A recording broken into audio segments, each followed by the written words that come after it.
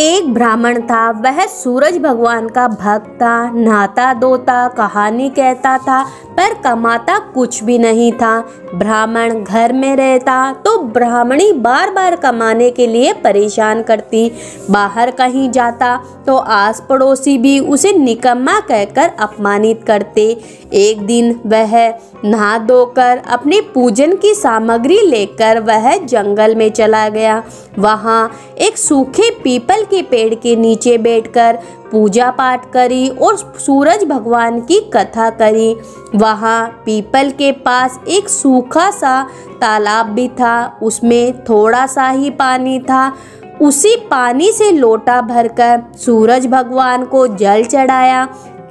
पूजा का जल बहकर पीपल और सूखे तालाब में ही गया। जल के जाते ही सूखा पीपल हरा भरा तथा सूखा तालाब साफ पानी से भर गया। उस जल में सूर्य भगवान दिखाई देने लगी और कहने लगी, ब्राह्मण मांग, तू क्या मांगता है।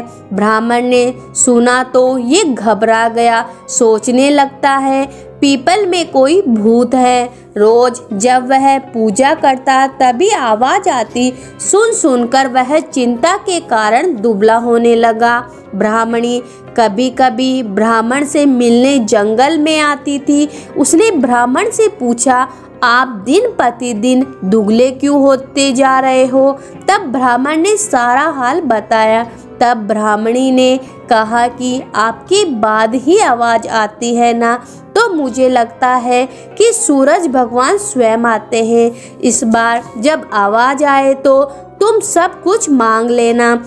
ब्राह्मण ने बोला, कैसे मांगू, ज़्यादा कुछ कहना होगा तो मैं भूल जाऊंगा। कोई ऐसी तरकीब बताओ जिससे कम शब्दों में ज़्यादा सा मिल जाए।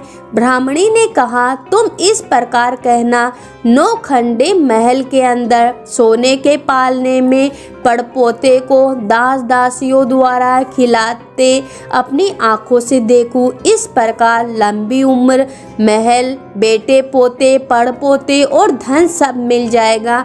क्योंकि जब धन होगा तभी तो सोने का पालना, दास दासियां होगी और आंखें घुटने ठीक होंगे, तभी तो पड़पोते को सोने के पालने में झूला झुलाएंगे और देख सकेंगे। दूसरे दिन पूजा के बाद आवाज आई तो ब्राह्मण ने वैसा ही कहा जैसे ब्राह्मणी ने समझाया था। सूरज भगवान ने कहा, दिखने में तो भोला भाला लगता है, पर एक ही वर में सब कुछ मांग लिया। सूरज भगवान ने कहा, जा तेरी इच्छा पूरी होगी।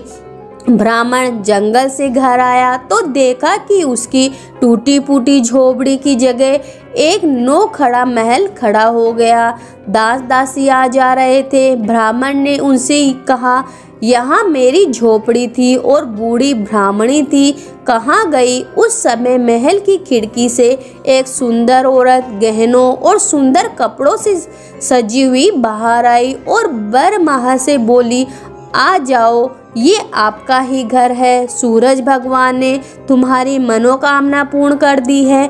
ब्राह्मण ने कहा, हम इतने धन का क्या करेंगे। ब्राह्मणी ने कहा, धन से क्या नहीं होता, दान पुण्य यज्ञ होम करेंगे। फिर ब्राह्मण ने वैसा ही किया।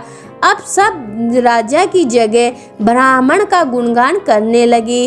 राजा ने यह सब सुनकर ब्राह्मण को बुलाया और पूछा, कल तक तो आपको खाने के लिए भी नहीं मिलता था, आज ये धन कहाँ से आया है, कहाँ से चोरी करी या डाका डाला।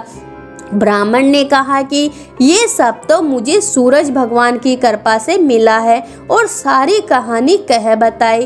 राजा ने कहा, मेरे पुत्र नहीं है तो मुझे क्या करना चाहिए। ब्राह्मण ने राजा को सूरज भगवान की पूजा की विधि बताई।